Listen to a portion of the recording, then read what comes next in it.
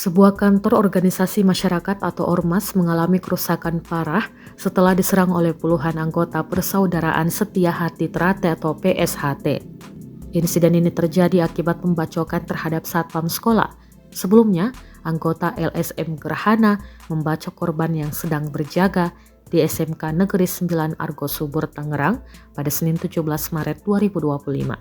Korban dibacok pelaku karena menolak memberikan tunjangan hari raya atau THR. Sejumlah orang langsung melakukan pengerusakan terhadap kantor tersebut. Rekamannya juga diunggah Instagram @kodel007.